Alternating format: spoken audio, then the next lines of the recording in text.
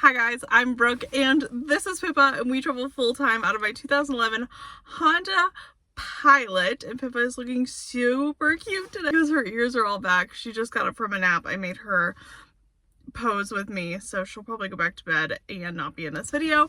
But I did want to address two topics that really can't get a dedicated video on their own, but I'm going to combine them because they kind of have to do with each other. So I'm going to be talking about my period and living in the car and how I do laundry, because they are two very short topics. I'm going to combine them together to round out like the hygiene portion of this series, I guess, because they still have to do with hygiene, but they're very easy topics. So I'm going to talk about laundry because I know people get squeamish about bodily functions for some reason on my channel.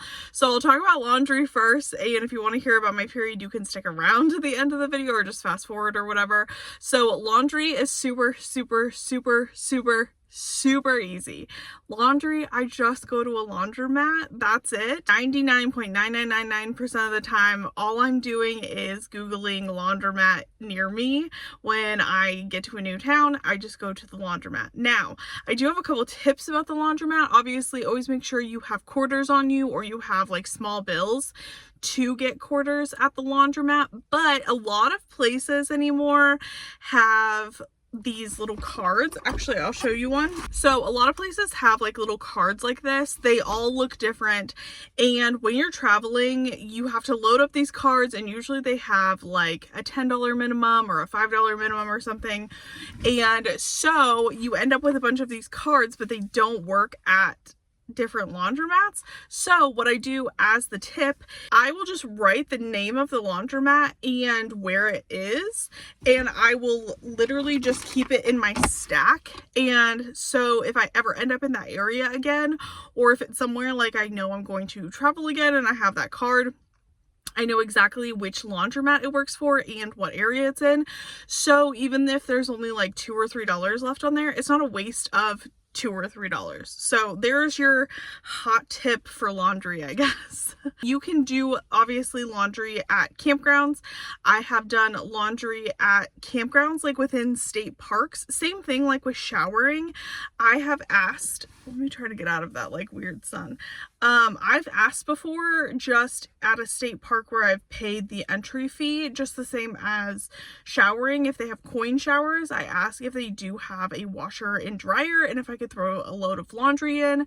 Again, if it's a slow day and I ask nicely, 99.9% of the time they say yes. I think I've only been told no twice, and like that's totally fine. And also you can throw your laundry in at like Love's, Pilot, TA, and like the travel centers. I just try not to do it if it is like a prime time for truck drivers to be off. I've talked about this again, like with showers. I just try not to step on truckers' toes too much, so I only do it if there are multiple washers and dryers open, and I don't do like every single thing in the car that needs washed. Like I won't wash all my bedding and stuff like that when I'm at a truck stop. I will just literally throw in like what will fit in one load of laundry, so I have some clean clothes to get me through like the next few days or whatever it is. Or like I've had a time where Pippa's like thrown up in her bed and I've needed to just throw like her bed in the washer. That's the time I use truck stop laundry. I try not to use it as my main source. So there's your tips. Now for my period, I have talked about this in a shorts because it is the shortest answer. I have never had a very long period. I maybe bleed for 48 hours total. I've always had issues with my reproductive system. That's probably too much information, but I have PCOS and I have other autoimmune diseases. So I have never had a consistent period. I've also never had a very heavy period.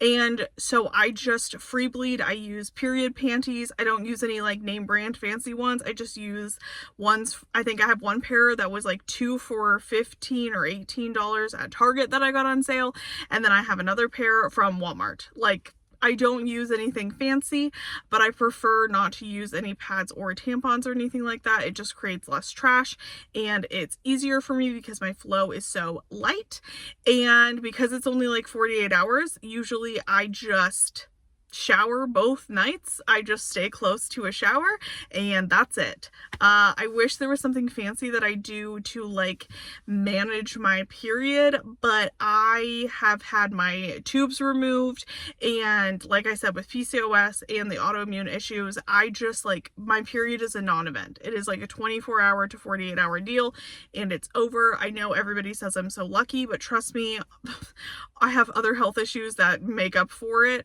But at the same time, I can't give any good tips and tricks other than to stay near a shower or something, and to find somewhere you can rest and like just hang out and veg and, you know, be near a shower, and like that's it, because I have never had to deal with like a super heavy period or anything like that. I feel for the people who have had to deal with those things in life, but my health issues are just bad in other places and not with a monthly cycle. So if you have any period tips and tricks to leave for other people, obviously leave them down below, but I don't have any. So yeah, that's pretty much it for it today. Both of these things are a necessary evil in my life that happen once a month, or like for laundry, I really only do laundry like twice a month because I rewear clothes all the time. And yeah, it's really not that big of a deal. It's not as difficult as it seems, because the people of whatever towns you're driving through or visiting also have to do their laundry if they can't afford a washer and dryer in their apartment or in their house.